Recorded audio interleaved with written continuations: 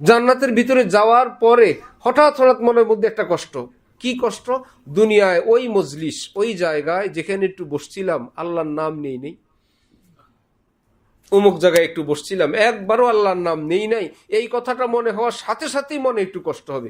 জান্নাতের ভিতরে গিয়েও এই কষ্টটা মাঝে মাঝেই থেকে থেকে উঠবে। আরে অমুক জায়গায় বসছিলাম একবারও আল্লাহর নাম নিলাম না, এই কষ্টটা জান্নাতের ভিতরে গিয়েও থাকবে। এই কথা হাদিস শরীফে নবীজি আমাদেরকে শুনে কি বুঝাইলেন? দেখো, জান্নাতের হাজারো নেয়ামতের থেকে আল্লাহর নামের দাম, আল্লাহর জিকিরের মর্যাদা কত বেশি। نحمده ونصلي على رسوله الكريم أما بعد فأعوذ بالله من الشيطان الرجيم بسم الله الرحمن الرحيم قل إن كنتم تحبون الله فاتبعوني يحببكم الله ويغفر لكم ذنوبكم والله غفور رحيم صدق الله مولانا العظيم وقال رسول الله صلى الله تعالى عليه وسلم من أحب سنتي فقد أحبني ومن أحبني كان معي في الجنة أو كما قال النبي عليه الصلاة والسلام الحمد لله আল্লাহ পাকের অশেষ রহমতে অনেক দিন পর আমরা আবার আজকে আমাদের মুসলিম বাংলা অ্যাপসের উদ্যোগে মা বোনদের উদ্দেশ্যে দিনে আলোচনার এই মজলিসে আমরা যারা যেখান থেকে অংশগ্রহণ করেছি, আল্লাহ আমাদের সকলকে হেদায়েত দান করেন। আল্লাহ পাক আমাদেরকে আল্লাহ পাকের খুশির জিন্দেগি নসিব করেন।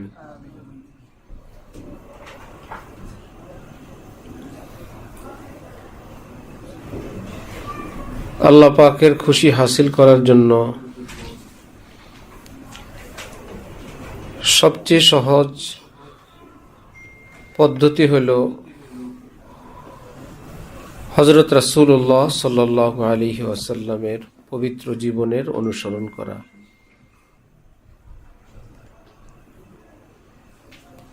নবীজিকে আল্লাহ পাক মানবিক গুণাবলী দিয়ে মানব সমাজে স্ত্রী সন্তান দিয়ে মানবিক সমস্ত প্রয়োজন দিয়ে রসুল হিসাবে প্রেরণ করে আমাদের জন্য উৎকৃষ্ট সর্বোৎকৃষ্ট উদাহরণ হিসেবে পেশ করলেন যে তার মানবিক সমস্ত প্রয়োজন, হাজত, দুঃখ, কষ্ট, বেদনা, পরিবার পরিজন সব কিছুর মধ্যে তিনি আমাকে কিভাবে খুশি করে চলেন। এত কিছুর মাঝেও আমাকে খুশি করে চলা সম্ভব। না হলে আমরা বলতাম, লোকেরা বলতো তার জন্য সম্ভব, তার তো স্ত্রী নাই, তার তো সন্তান নাই, তার তো খাবারের প্রয়োজন নাই, তার তো দুঃখ কষ্ট নাই, তার তো হাসি আনন্দ নাই। সব কিছু আল্লাহ পাক তার মধ্যে দিয়ে আল্লাহ পাকের সর্বোচ্চ খুশির জীবন অর্জনের তৌফিক আল্লাহ পাক দিলেন। যেন আমাদের এটা বোঝা সহজ হয়, এত কিছুর মধ্যেও আল্লাহকে খুশি করা সম্ভব। তারপরও একটু কথা থেকে যায়, তিনি তো নবী, তিনি তো রসুল। পাশাপাশি আল্লাহ পাক সাহাবাই কেরামকে দিলেন, পুরুষ সাহাবাই কেরাম, নারী সাহাবাই কেরাম। তারা শুধু নবী না, কিন্তু নবীজির পবিত্র চরিত্রের সম্পূর্ণ অনুসারী। দ্বিতীয়ত আল্লাহ পাক আমাদেরকে আবারও বুঝাইলেন যে এই সমস্ত চরিত্রগুলোর উপরে থাকা এটা শুধু নবীর জন্যই সম্ভব তা নয়। দেখো, নবী না এমন মানুষদের জন্যও সম্ভব। সেটা একজনের জন্যই না, বহুজনের জন্য সম্ভব। নির্দিষ্ট কোনো বয়সের মানুষের জন্যই না, সব বয়সের জন্য সম্ভব। এক পরিবেশের জন্য, যে তিনি দিনী পরিবেশে থাকেন, তার জন্য সম্ভব। আমি তো বদ্দিনী পরিবেশে থাকি। সাহাবাই কেরামের মধ্যে এই রকম বৈরী পরিবেশ, শত্রু পরিবেশ, সেটা দেখায় আল্লাহ পাক দিলেন যে তুমি কোথায় আছো? আমেরিকায়। আমেরিকার চেয়ে ভয়াবহ আবু জাহেলের পরিবেশ ছিল। আমি বেপরদা পরিবেশ, এর চেয়ে তো কঠিন পরিবেশ ছিল। কেউ দিনী পরিবেশে, কেউ মাঝামাঝি পরিবেশে, কেউ ভয়ঙ্কর বদ্দিনী পরিবেশে, কেউ নারী, কেউ পুরুষ, কেউ বয়স্ক, কেউ মাঝারি বয়সের, কেউ ছোট। সকলের জন্য আল্লাহ পাক সাহাবাই কেরামের মাধ্যমে কিয়ামত পর্যন্ত সব মানুষের জন্য একটা উদাহরণ সৃষ্টি করে দিলেন। আবার তাদের জীবনের উপর তার সন্তুষ্টির ঘোষণা দিলেন কোরআনে পাকে, রাজিয়াল্লাহু আনহুম ওয়া রাজু আন। আমি শুধু নবীর উপর খুশি তা না, নবীর সাহাবীদের উপরেও আমি আল্লাহ রাজি এবং খুশি। কোরআনে নাজিল করে তোমাদের কাছে সুসংবাদ শুনিয়ে দিলাম। আমাদের জন্য সুসংবাদ এখানে। এই রাজিয়াল্লাহু আনহুম ওয়া রাজু আন আল্লাহ পাক বলার আগে সাহাবীদের নাম নিলেন, নিয়ে তারপর তিনি বললেন সাহাবাগণ এবং কিয়ামত পর্যন্ত যারা সাহাবীদের পাক্কা অনুসরণ করবেন। সাহাবাই কেরাম এবং কিয়ামত পর্যন্ত যারা সাহাবীদের পাক্কা অনুসরণ করবেন, আমি আল্লাহ এই উভয় সম্প্রদায়ের জন্য, উভয় জামাতের জন্য, উভয় গ্রুপের জন্য ঘোষণা দিচ্ছি, সাহাবীগণ কিয়ামত পর্যন্ত যারা সাহাবী না কিন্তু সাহাবীদের মতন আমার রেজামন্দি, আমার সন্তুষ্টিওয়ালা জীবন অর্জনকারী, আমি উভয়কে একত্রে নিয়ে আমি ঘোষণা দিচ্ছি রাজিয়াল্লাহু আনহুম, আমি এদের সকলের উপর সন্তুষ্টির ঘোষণা দিয়ে দিলাম। আল্লাহ আমাদেরকে সেই জীবন অর্জনের তৌফিক দান করেন। বুঝা গেল সাহাবীদের পরে রাজিয়াল্লাহু আনহুম ওয়ালা একটা জীবন অর্জন করা সম্ভব। সেই সম্ভব জীবনটা কিভাবে? ওয়াল্লাযীনা তাবাউহুম বিইহসান, যারা সাহাবাই কেরামের জীবনের অনুসরণ করবে অত্যন্ত উৎকৃষ্টভাবে, চমৎকারভাবে। কি ছিল সাহাবাই কেরামের জীবন, আমরা যেটাকে অত্যন্ত যত্ন সহকারে আমরা অনুসরণ করব? খোঁজ নিয়ে জানা যায় সাহাবাই কেরামের জীবনের মূল বৈশিষ্ট্য ছিল আল্লাহ পাকের সন্তুষ্টিওয়ালা জীবন। কারণ কারো ঘর ছিল, কারো ছিল না, কারো পোশাক বেশি ছিল, কারো কম ছিল, কারো টাকা ছিল, কারো ছিল না, কেউ সুস্থ, কেউ অসুস্থ, কেউ অনেক এলেম রাখেন, কেউ অল্প রাখেন, কেউ অনেক দান সৎকা করতে পারেন, কেউ দান সৎকা খাওয়ার যোগ্য, দান করবেন কি, দান করার যোগ্য নাই, বরং দান খেতে হয়। সব রকমের সাহাবাই কেরাম আল্লাহ সকলকে বললেন রাজিয়াল্লাহু আনহুম। তারা কোন কাজ করলেন যে এই রাজি আল্লাহর ব্যাপারে সবাই সমান, আল্লাহর খুশি প্রাপ্তির ব্যাপারে সকলে সমান? সেটা হলো তারা আল্লাহকে খুশি করে চলছেন, আল্লাহ পাক তাদের উপর খুশির ঘোষণা দিয়ে দিছেন। हम ऐसे रहे या के वैसे रहे, वहाँ देखना है कि कैसे रहे, हयात दो रोज़ा का क्या आइश गम, মুসাফির রহে জैसे तैसे रहे। যে এই জীবনে যেভাবেই থাকি, মূল দেখার বিষয় আমার আল্লাহ আমার উপর খুশি আছেন তো, ও রাজি হ্যাঁ মুঝসে, খফা তো নেই হ্যাঁ, আমার প্রিয় আল্লাহ আমার উপর সন্তুষ্ট আছেন তো, নারাজ তো না। এই যে মনের এক লালন, মনের এক চিন্তা, এক অস্থিরতা, এক বেকুলতা, আমার প্রিয় আল্লাহ আমার উপর খুশি আছেন তো, ও রাজি হ্যাঁ মুঝসে, খফা তো নেই হ্যাঁ। খফা অর্থ অসন্তুষ্ট, আমার প্রিয় মাওলা অসন্তুষ্ট তো না। ইয়ে খতরা মেরে দিল সে কব দূর হোগা। কেউ একটা পাখি লালন পালন করলে, স্কুলে যায়, মাদ্রাসায় যায়, আমার পাখিটা ছুটে গেল না তো? কেউ আবার এটা রশি ছিঁড়ে দিল না তো? কেউ পাখির বক্সের মুখটা খুললো না তো? কত না টেনশন। জলদি জলদি বাড়িতে এসেই দেখে আসে তো পাখিটা ঠিক মতো, তার মন থাকে পাখির মধ্যে।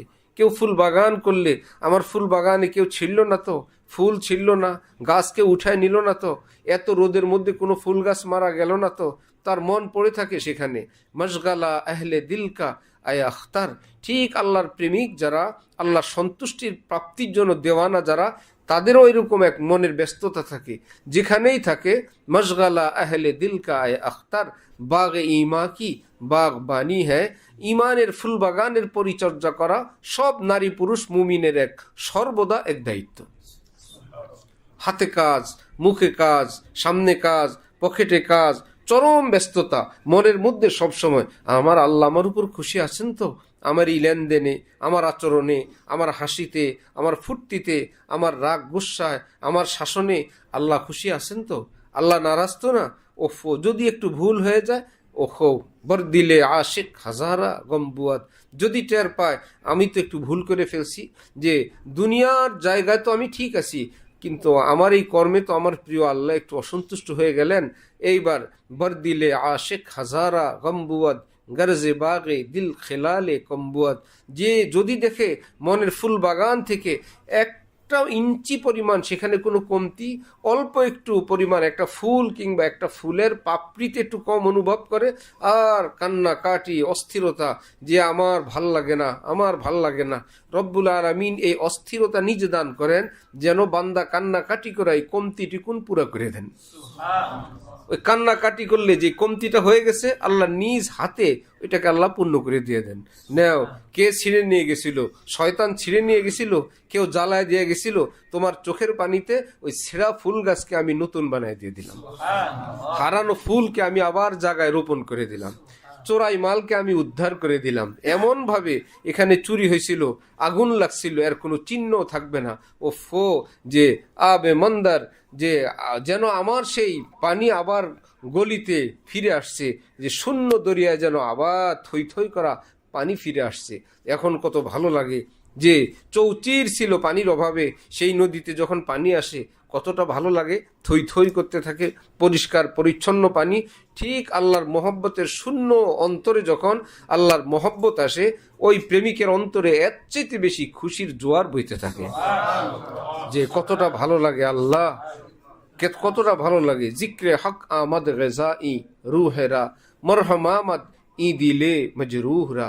আল্লাহর কসম, যে শরীরে ব্যথা লাগে, সেই ব্যথায় আমরা মেডিসিন ব্যবহার করি, ঔষধ ব্যবহার করি, বহু রকমের মলম মালিশ করি, তো সেখানে ব্যথা দূর হয়। কিন্তু অন্তরে যদি ব্যথা শুরু হয়, এই পৃথিবীর কোনো ট্যাবলেট নাই অন্তরের ব্যথা ভালো করার, পৃথিবীর কোনো মলম নাই সেখানে একটু লাগানোর। জালালউদ্দিন রুমি বলেন, আমার কাছে মলম আছে, পৃথিবীর কোনো ফার্মেসিতে পাবা না, আমার ফার্মেসিতে আমি রব্বুল আলমিনের দরবার থেকে ওষুধ নিয়ে আসছি, আমার কাছে মলমের কথা শুনবা। জিক্রে হক আমাদ গেজা ই রুহেরা, আল্লাহ জিকির শুরু করলে দেখবা অন্তরে শান্তি আসছে। মরহমামাদ ই দিলে মজরুহরা, যদি অন্তর ক্ষত বিক্ষত হয়ে যায় এতটা যে সেখানে মলম দিলে দেখবা ক্ষত ভালো হয়ে একদম ব্যথা দূর হয়ে গেছে। উনি এত বড় কথা কিভাবে বললেন, যে ব্যথিত অন্তর ভালো হয়, ক্ষত শুকায় যায়। কোরআনে পাকের আয়াত, আলা বিযিক্রিল্লাহি তাতমাইন্নুল কুলুব। ভালো করে শোনো, যাদের অন্তরে ব্যথা আছে, অশান্তি আছে, ক্ষত বিক্ষত আছে, আল্লাহ পাক বলেন আমার জিকির শুরু করো, আমি আল্লাহ ঘোষণা দিচ্ছি সব ব্যথা কষ্ট ক্ষত বিক্ষত দূর করে আমি তোমাকে সুস্থ বানিয়ে দেব। তাহলে পৃথিবীর কোনো ফার্মেসিতে যেই ঔষধ হসপিটালে পাওয়া যায় না, আল্লাহর কালামে সেটা পাওয়া যায়। এই জন্য অন্তরের শান্তি বড় শান্তি। আর দেহ তো প্রজা, অন্তর হইল রাজা, অন্তর হইল এই সব কিছুর মাস্টার মাইন্ড। সেখানে যদি শান্তি আসে, মাথা থেকে পা পর্যন্ত সব কিছু শান্তিতে আরামে ভরপুর হয়ে যায়। আর রব্বুল আলামিন বলেন, সেখানে সেই অন্তর হইল আমার হাতের মুঠায়, আমি যাকে চাই আমি সেখানে শান্তি সাপ্লাই করি। আমি যার উপর অসন্তুষ্ট হই তার হেডকোয়ার্টারে আমি আজাব গজব নাজিল করি। সে যত বড় প্রাসাদে থাকুক, যত টাকা পয়সার কাড়িতে থাকুক, যত নাজ নেয়ামতের মধ্যে থাকুক, সেখানে জ্বলতে ফুটতে থাকে, সেখানে ছটফট করতে থাকে, সেখানে আষ্টে পিষ্টে আজাব গজবের মধ্যে থাকে। মান আরাজা আন যিকরি ফাইন্না লাহু মাঈশাতান যানকা ওয়া নাহশুরুহু ইয়াওমাল কিয়ামাতি আ'মা।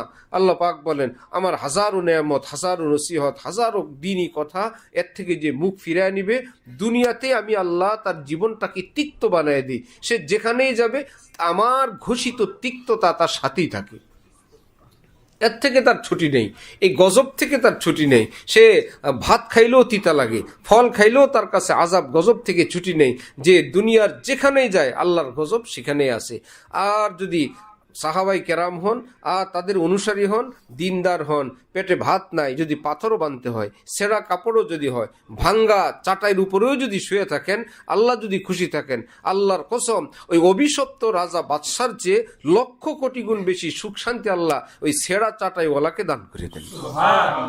যে বান্দা আমারে খুশি করে আছে, আমার খুশিওয়ালা বান্দার উপর আমি আল্লাহ খুশি। দোনো জানিব সে ইশারে হো চুকে, হাম তুমহারে তুম হামারে হো চুকে। উভয় দিক থেকে একে অপরকে ইশারা করে। আল্লাহ বলেন হে বান্দা তুই আমার, বান্দাও বলেন হে প্রিয় আল্লাহ তুমিও আমার। একে অপরকে বলে হে আল্লাহ তুমি আমার, আল্লাহ বলে তুইও আমার। নবীজি দোয়া শিখেছেন, আল্লাহ আল্লাহ আল্লাহ আপনি আমার হয়ে যান, আমারে আপনার বানায় নেন। আল্লাহুম্মা কুন লানা ওয়া জাআলনা লাক, আল্লাহ আপনি আমারে আপনার বানান আর আপনি আমার হয়ে যান। কি দোয়া! আল্লাহ আপনি আমার হন, আমাকে আপনার বানান। সুবহানাল্লাহ।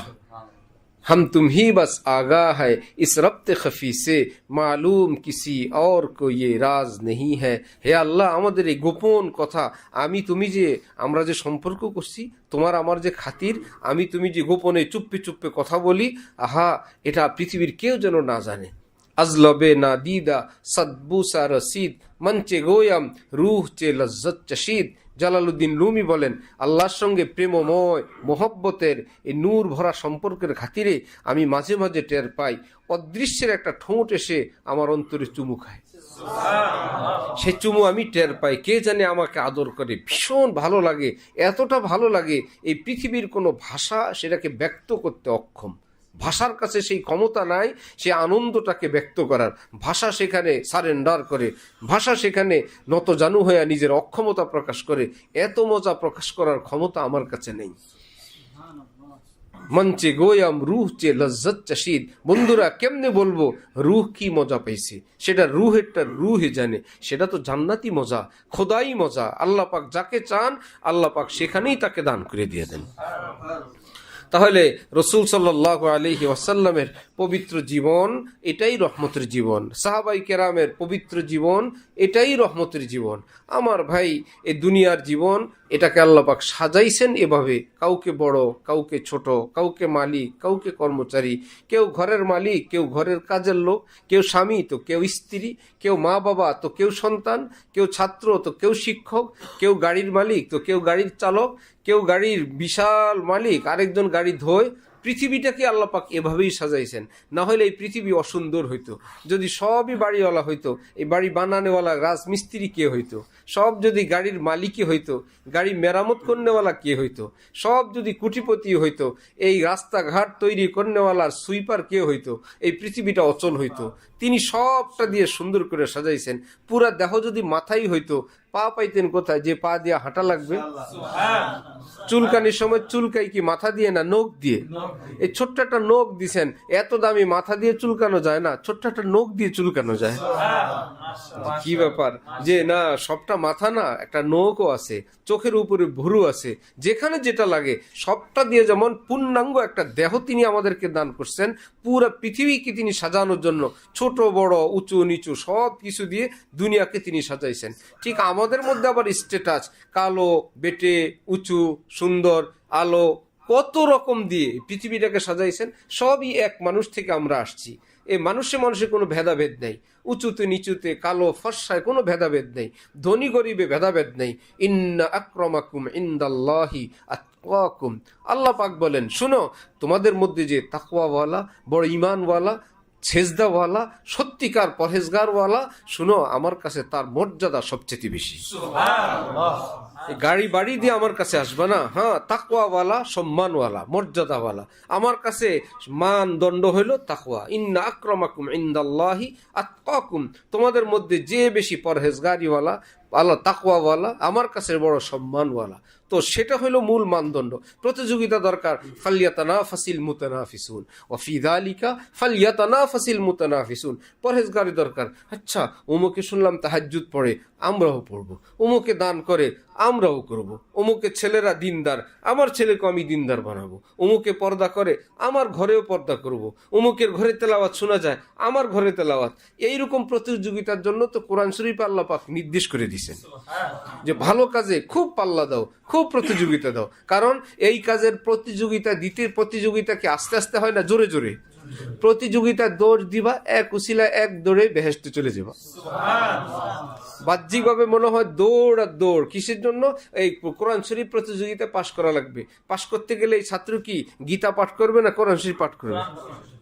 নামাজের প্রতিযোগিতা, তাহলে কি নামাজ পড়বে না না পড়বে? পড়বে। তো নামাজের প্রতিযোগিতার জন্য নামাজ সুন্দর করতেছে, সুন্দর যতক্ষণ করতেছে সোজা বেহেশতের দিকে আগাইতেছে।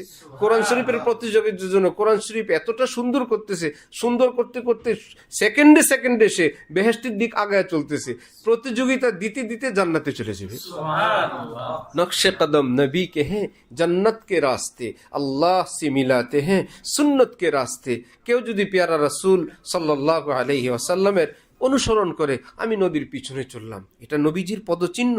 নবীজি এভাবে ঘুম থেকে উঠতেন, এভাবে ডান হাতে খেতেন, এভাবে মানুষকে দিতেন ডান হাতে, নিতেন ডান হাতে, ভালো কাজ ডান হাতে করতেন, ভালো কাজ বিসমিল্লাহ বলে শুরু করতেন।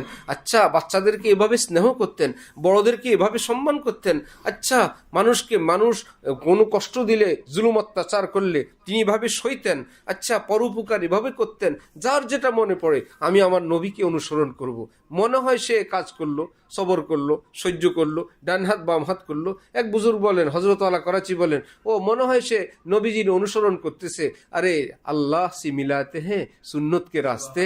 শুনো, এই নবীর অনুসরণ করতে করতে তুমি আল্লাহ পর্যন্ত পৌঁছে যাবে। এটা তো একটা উসিলা, একটা বাহানা। মনে হয় যেন তোমাকে একটা নেশার মধ্যে ফেলে দেওয়া হয়েছে। এক নেশায় নেশায় তোমাকে নবীজির ইত্তেবায়ের নেশায় তোমাকে আল্লাহ এবং জান্নাত পর্যন্ত নিয়ে যাওয়া হবে। আল্লাহ পাক আমাদেরকে তৌফিক দান করেন। আর নবীজির চাল চলন, আচরণ, বাচন, ভঙ্গি সবকিছু আল্লাহ পাকের কাছে সবচেয়ে বেশি পছন্দের।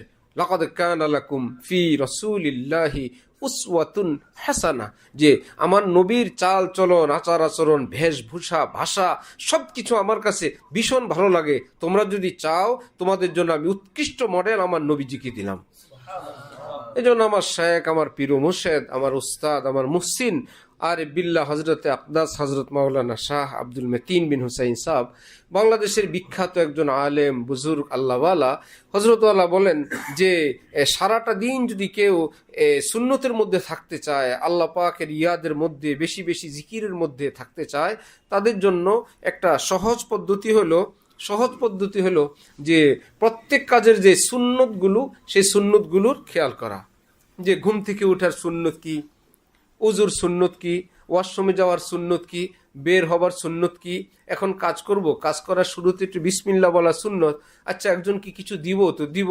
আচ্ছা, নিজে নিব তো সুন্নত কি। অমুক, আচ্ছা নখ কাটবো তো সুন্নত কি। এই সুন্নতগুলোর যদি খেয়াল করে, আর যে সমস্ত দোয়াগুলো মনে থাকে, জানে, সেগুলো যদি খেয়াল করে, তো সারাদিন কাজের জায়গায় চলতে থাকবে।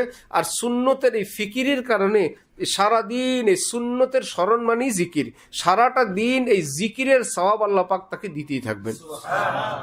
মনে হয় যেন সে বিশাল বড় জিকিরওয়ালা, বিশাল বড় আমলওয়ালা। সুন্নতের নূর, আল্লাহওয়ালাদের কথা স্মরণ হইলে আল্লাহ পাক নূর দান করে দেন। কোনো আল্লাহওয়ালার নাম নিলে, আল্লাহওয়ালার নাম শুনলে কিংবা মনে পড়লে আল্লাহ পাক ওই ব্যক্তির অন্তরে সঙ্গে সঙ্গে নূর নাজিল করেন। তাহলে কোন নবী রসুলের কথা স্মরণ হলে কি অল্প নূর না আরো বেশি নূর? আর সে কথা যদি সাইয়্যিদুল মুরসালিন স্বয়ং রাসূলুল্লাহ সাল্লাল্লাহু আলাইহি ওয়াসাল্লামের কথা মনে পড়ে, আমার পেয়ারা নবী এমনটা চলতেন, এমনটা হাসতেন, এভাবে মুস্কি হাসি দিতেন, এভাবে মানুষকে খুশি করতেন, কারোর সঙ্গে দেখা হলে তাকে এইভাবে সম্বোধন করতেন, এভাবে হাসি দিয়ে তাকে বরণ করতেন, কেউ আসলে তার জন্য জায়গা ছেড়ে দিয়ে বসতেন, কেউ আসলে তাকে সাদরে বরণ করতেন, মেহমানকে এভাবে সম্মান করতেন, কোনো খাবারের সমালোচনা করতেন না, ছোটদেরকে এভাবে স্নেহ করতেন। যেটাই আমি করতে যাব সব কিছুর ক্ষেত্রেই কেবল নবীজির কথা মনে পড়বে।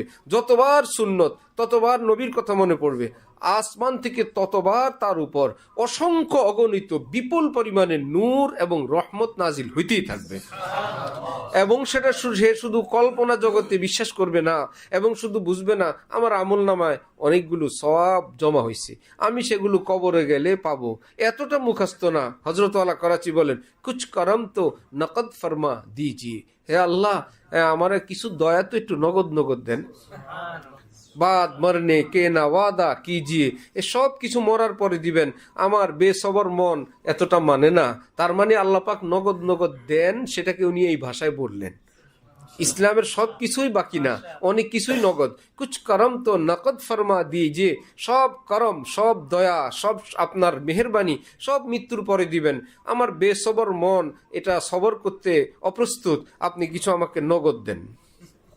তার মানে আল্লাহ পাক বান্দাকে কিছু নগদ নগদ দিয়ে দেন, সেটাকে উনি ওনার প্রার্থনার ভাষায় এভাবে বললেন, কুছ করম তো নকদ ফরমা দিজিয়ে, বাদ মরনে কে না ওয়াদা কিজিয়ে, সব মরার পরে কবরে গেলে দিবেন, আমি এটা সইতে পারবো না, আমাকে জীবিত অবস্থায় এখনই কিছু দিয়ে দেন। আল্লাহর কসম, আল্লাহ নাম নিলে সওয়াব কবরে গেলে পাওয়া যাবে, শান্তির একটা বিশাল অংশ সাথে সাথে আল্লাহ অন্তরে দান করে দিয়ে দেন।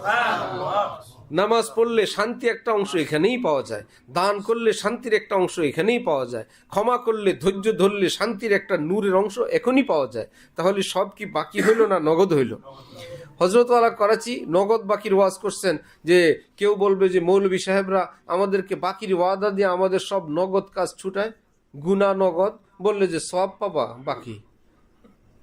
ভাই কারো বন্ধু সে নগদ, তোমার বন্ধু ছেড়ে দাও, আল্লাহরে পাইবা, কই আল্লাহ বেহেশতে গেলে পাইবা, আবার নগদ, আবার বাকি, এটা বেহেশতে পাইবা বাকি, সওয়াব পাইবা বাকি। হযরত বলেন যে যারা মনে করে আমরা তাদের নগদ ফ্যাসিলিটি বর্জন করার জন্য বলি বাকির ওয়াদায়, না ভাই আমরা সব বাকির ওয়াদায় করি না। শুনো, যেগুলো পাবা নাজ নেয়ামত বেহেশত ইত্যাদি ইত্যাদি সেগুলো বাকি, কিন্তু নাজ নেয়ামত দেনেওয়ালা আল্লাহ তিনি কিন্তু বাকি না, তিনি নগদ। কারণ ওয়ালিমান খাফা মাকামা রাব্বিহি জান্নাতান, যারা আল্লাহকে ভয় করে দুনিয়াতে চলে, আল্লাহ পাক বলছেন আমি তাদেরকে দুইটা বেহেশত দান করি। জান্নাতুন ফিদ দুনিয়া বিল হুজুরি মাআল মাওলা, দুনিয়াতেই একটা বেহেশত দিয়ে দেই, আমি আল্লাহ আমার বান্দার সঙ্গী হয়ে যাই, বান্দাকে চুপি চুপি আমি বলে দেই আমি তোমার সাথে আছি। অর্থাৎ বান্দা টের পায় যে আমার আল্লাহ আমার সাথে আছেন। এই জন্য বান্দার খুশি আর কে দেখে, আল্লাহ আমার সাথে আছেন, আল্লাহ পাক আমার উপর খুশি আছেন, আমি যে আল্লাহর কথা শুনি, আল্লাহর কথা মানি, আল্লাহর জন্য হারাম বর্জন করি, আল্লাহর জন্য কতটা কষ্ট করি, এই জন্য আল্লাহ আমার উপর খুশি আছেন। তো আল্লাহ আমার উপর খুশি আছেন, এই জন্য আমি মস্ত বড় খুশিতে আছি। এক বুজুর্গ রাস্তা দিয়ে যাওয়ার সময় কেউ বলল যে আপনাকে শাহ বলা হয়, শাহ মানি তো বাদশাহ, তো কি পরিমাণ ব্যাংক ব্যালেন্স টাকা পয়সা আপনাদের আছে, আপনাদেরকে লোকেরা শাহ বলে, শাহ সাহেব? তিনি বলেন বখানাজার নমিদারাম ফকিরাম, ঘরে কোনো টাকা পয়সা নাই, ব্যাংক ব্যালেন্সও কিছু নাই, এই বিবেচনায় আমি একজন মিসকিন কাঙ্গাল ফকির। ওয়ালে দারাম খোদা এজর আমিরাম, কিন্তু টাকা পয়সা নাই, টাকার মালিক আল্লাহ কিন্তু আছেন, এই বিবেচনা আমি কিন্তু পৃথিবীর শ্রেষ্ঠ ধনী। হযরত ওয়ালা করাচি আমাদের দাদা হযরত সাউথ আফ্রিকায় গেলে অনেক বড় সুপার মার্কেটের মালিক, হযরতের মুরিদ, সে বলল এই বিশাল মার্কেটে যেই বস্তু আপনার পছন্দ হয় আপনি এখানে টাচ করবেন, এটা আপনি আমি আপনাকে দিয়ে দিব, এটার মালিক আপনি। আচ্ছা, হযরত আল্লাহ বললেন ভাই সোচকে কহো, সোচকে বাতাও ভাই, ভেবে চিনতে বলো, টাচ করলে আমার। বিলকুল হযরত এই বাত হয়। হ্যাঁ, একবার দুইবার তিনবার হযরত আল্লাহ বললে সে বলল যে আমি খুব ভেবে চিন্তেই বলছি, আপনি শুধু টাচ করবেন, যেখানে যেই জিনিসে টাচ করবেন এখানে আজকে সেটাই আপনার। হযরত ওই লোকের পিঠির উপর হাত রাখছে, তুমি বলছো যেটা আমি টাচ করব সেটা আমার, আমি টাচ করলাম, তুমি আমার। সে তো ভাবছিল কোনো মালে টাচ করবে সেটা হাদিয়া দিব, এখন কি মালে টাচ করলো না মালিকের গায়ে, তুমি আমার। সে দেখলো এক টাচে তো পুরো কোম্পানি চলে গেছে, আমি যার তা আমার কোম্পানিও তো তার, তার চোখ বড় হয়ে গেছে। এইবার সে হযরত আল্লাহ বললেন ভয়ের কিছু নাই, আখতার তোমার কিচ্ছু নিবে না, তোমার দিলটা আখতারের হাওয়ালা করো, সেখানে আল্লাহর মোহাব্বতের চাষবাস করবো, ফুল বাগান লাগাবো। এইবার সে কান্নাকাটি শুরু করছে। পৃথিবীর বহু দেশ থেকে হযরত উলামায়ে কেরাম আসছেন, আমি ওনাদের খেদমতে আরজ করলে ওনারা খুশি মনে এরকম কিছু নিয়ে গেছেন, আপনি আবার কোত্থেকে আসছেন, আপনাকে দিল হাওয়ালা করা লাগবে, আপনি এখানে আল্লাহর মহব্বতের চাষবাস করবেন। হে আল্লাহ ওয়ালা, আপনি এইরকম আল্লাহর মহব্বতের চাষবাসও করতে পারেন?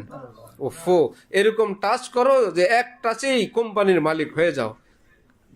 হাজি আমদাদুল্লাহ মুহাজির মক্কি রহমতুল্লাহ আলাই কাবা শরীফের সামনে গিয়া বললেন, কই তুঝসে কুছ মাংতা হ্যায়। আয় আল্লাহ, এই কাবা ঘরে এসে তো পৃথিবীর কত মানুষ তোমার কাছে কত কিছু চায়। আয় আল্লাহ, তোমার কাছে এখানে যার যা মন চায় তাই চায়।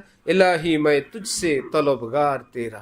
আয় আল্লাহ, আমি তোমার দরবারে এসে তোমার কাছে তোমাকে চাই। যার যা মন চায় চাক, আমি তোমার কাছে তোমাকে চাই। কারণ যে তু মেরা তো সব মেরা, তুমি যদি আমার হো তো সবই তো আমার। আগার এক তু নেহি মেরা তো কোই শায় নেহি মেরি। তুমি যদি আমার না হও তো আমার মতন কাঙ্গাল মিসকিন আর কেউ নেই, আমার কিছুই নেই। ওফো, হযরত ওয়ালা করাচি আমাদেরকে শুনেছেন যে এক বেচারা ডাল ভক্ত, বিবি অনেক কিছু পাকাইছে, এত সব রান্না করছি, বিবিকে বলল ডাল পাকাও নাই? বললো না, ডাল তো আজকে রান্না করা হয় নাই। অনেক ঘরে এরকম বাবুরা আছে, সে ডাল ছাড়া কিছু হয় নাই। তো হিন্দি ভাষী লোক ছিল, সে তার স্ত্রীকে বলতেছিল, দালিয়া বিনা বাতুয়া উদাস লাগে সজনী। হে প্রিয়তমা স্ত্রী, ডাল ছাড়া ভাত তো ভাল লাগে না। বা মাছ গোস্ত পোলাও কোরমা যাই খাই, শেষে একটু ডাল না খাইলে তো কেমন উদাসীন উদাস উদাস লাগে। দালিয়া বিনা বাতুয়া উদাস লাগে সজনী। হযরত বলেন, ওফো, ডাইলের পাগলকে যতই কিছু দিবা, ডাইল ছাড়া তার মন ঠান্ডা হবে না। ডাইলের পাগল যদি এইরকম কিছু বলে, মাওলার পাগলের কথা বুঝো এবার। তারে দুনিয়ার যাই কিছু দিবা, সে বলবে আল্লাহ ছাড়া আমার কিচ্ছু ভাল লাগে না, আল্লাহ ছাড়া আমার কিছুই ভাল লাগে না। তাকে খাওয়াইলে বলবে না, আল্লাহ ছাড়া আমার ভাল লাগে না। যেখানেই যাবে, ওফো, একবার নাম আল্লাহর নাম নিলাম না, 2 রাকাত নামাজ পড়লাম না, একটু দোয়া মুনাজাত করলাম না। জান্নাতীরা জান্নাতে যাওয়ার পরে কোনো আফসোস, কোনো কষ্ট নাই, সুখের ঠিকানায় কিসের কষ্ট। কিন্তু এক বিষয়ে জান্নাতের ভিতরেও কষ্ট থাকবে। জান্নাতের ভিতরে যাওয়ার পরে হঠাৎ মনের মধ্যে একটা কষ্ট। কি কষ্ট? দুনিয়ায় ওই মজলিস, ওই জায়গায় যেখানে একটু বসছিলাম, আল্লাহর নাম নেই, অমুক জায়গায় একটু বসছিলাম, একবারও আল্লাহর নাম নাই, এই কথাটা মনে হওয়ার সাথে সাথেই মনে একটু কষ্ট হবে। জান্নাতের ভিতরে গিয়েও এই কষ্টটা মাঝে মাঝেই থেকে উঠবে। আরে অমুক জায়গায় বসছিলাম, একবারও আল্লাহর নাম নিলাম না, এই কষ্টটা জান্নাতের ভিতরে গিয়েও থাকবে। এই কথা হাদিস শরীফে নবীজি আমাদেরকে শুনে কি বুঝাইলেন? দেখো, জান্নাতের হাজারো নেয়ামতের থেকে আল্লাহর নামের দাম, আল্লাহর জিকিরের মর্যাদা কত বেশি। জিক্রে হক আমাদে গেজাই রুহেরা মরহম আমদ ই দিলে মজরুহরা। আল্লাহ পাক আমাদেরকে আল্লাহ পাকের পাক সাফ জিন্দিগি হাসিল করার তৌফিক দান করেন। এই জন্য আমার ভাই, এই পৃথিবীতে সকলেই বরাবর হবে না, সকলেই তার মন মতন এই দুনিয়া পাবে না। কুল্লু মা ইয়াতামান্নাল মারউ ইউদরিকুহু, যে আছে, যে মানুষ যা চায় তা হয় না। তাজরির রিয়াহ বিমা লা তাশতাহি সুফুনু, যে বাতাস চলে নৌকার উল্টা দিকে। এই জন্য তো বাদাম লাগাইলে মাশাআল্লাহ ঠেইলে নিয়ে যায়। যে আমি চাই এদিকে, নৌকার বাতাস চলে উল্টা দিকে। যে যা চায় পৃথিবীর মানুষ তা হয় না। একবার রাসূলুল্লাহ সাল্লাল্লাহু আলাইহি ওয়াসাল্লাম গোল একটা বৃত্ত আঁকলেন, গোল, মধ্যখানে কলমের মতন একটা কাঠি রাখলেন, রেখে এখান থেকে বৃত্তের চতুর্দিকে কতগুলো রেখা টেনে নিয়ে গেলেন একদম বাইরের দিকে। ওয়েন্ড্রো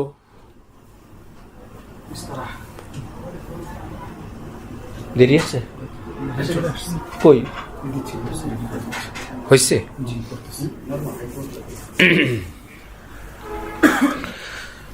তো কতগুলো রেখা টানলেন মধ্যখান থেকে, চতুর্দিকে গোল যেই রেখা টানা এর বাইরে।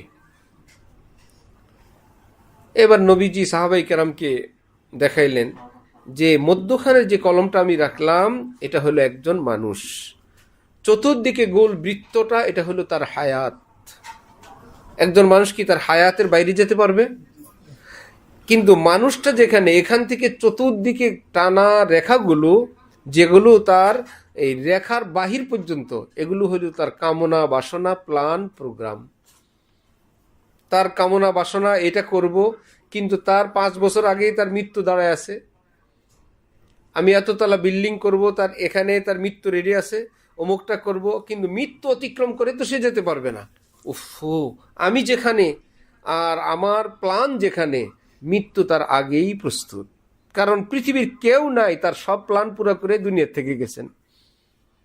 তাহলে আমার কোন প্ল্যানগুলো আমি পুরো করে যেতে পারবো, আর কোন প্ল্যানগুলো শুধু কল্পনাই থাকবো, তার কোনো ঠিক ঠিকানা নাই। তো একটা কাজ করি, কালেমাটা মজবুত করি, একটা কাজ করি, ইমানটা ঠিক করি, আল্লাহর সঙ্গে সম্পর্কটা তো ঠিক করি, যাতে ডাক দিলেই কিছু যদি নাও থাকে, হে আল্লাহ, যে বলতে পারি কি নিয়ে আসছো, আল্লাহ আপনার জন্য আপনার মোহব্বত নিয়ে আসছি, কিছুই আমার কাছে নাই, আপনাকে ভালোবাসি।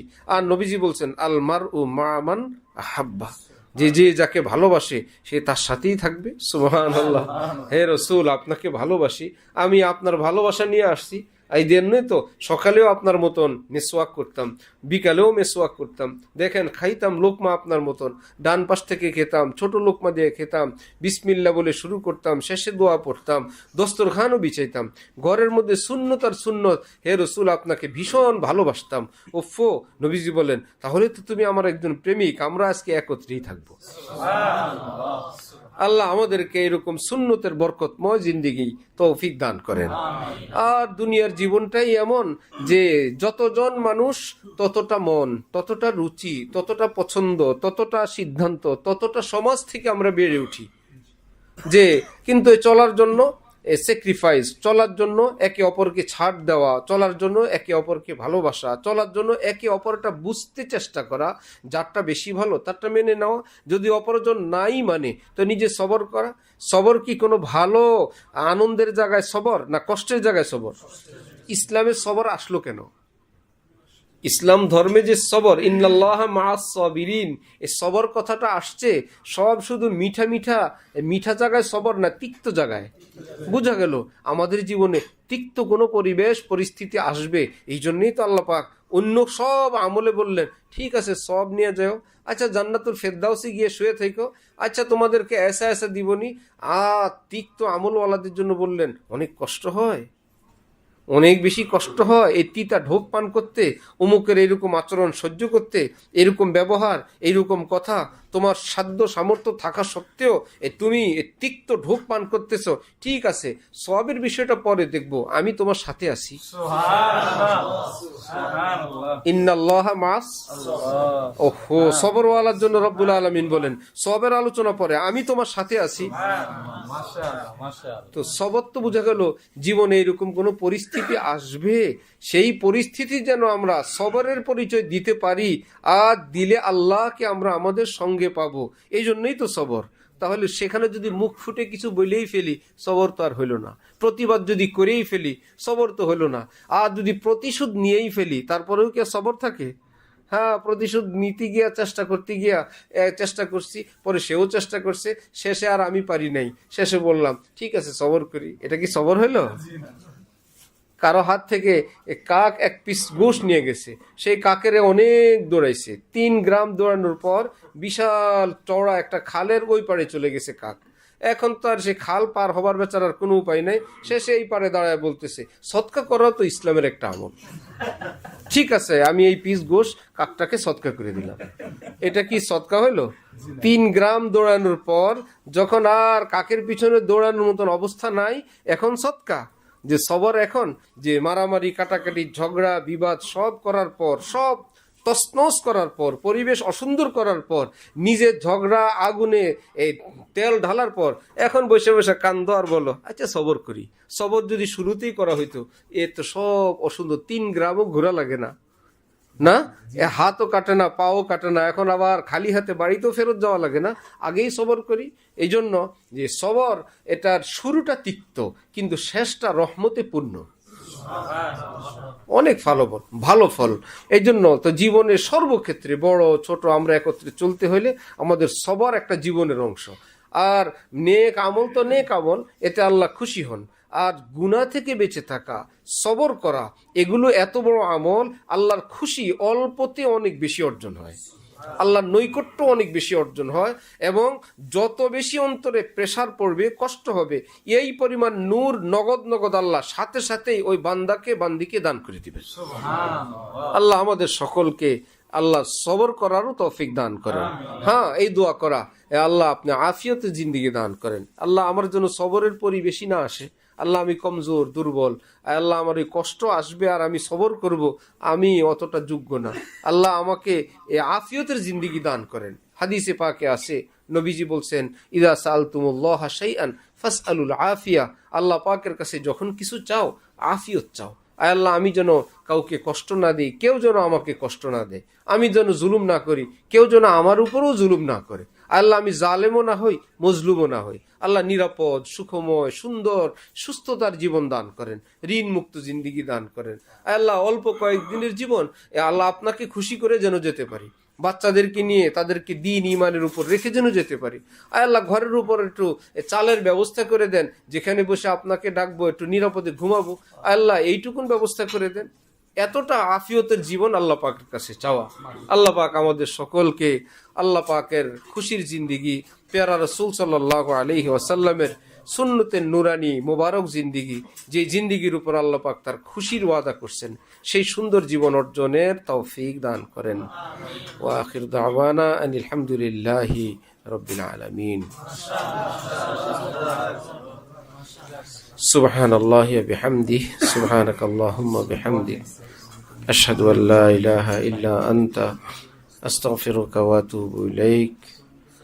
আবার কবে বয়ান হয় জানি না, সকলের কাছে দোয়া চাই এবং একটা বিষয় সকলে জানার জন্য আমি এলান করে দিচ্ছি। ইনশাআল্লাহ আগামী 30 নভেম্বর আমাদের মাদ্রাসা মারকাজুল ইহসানের আজীবন সদস্য সম্মেলন হবে।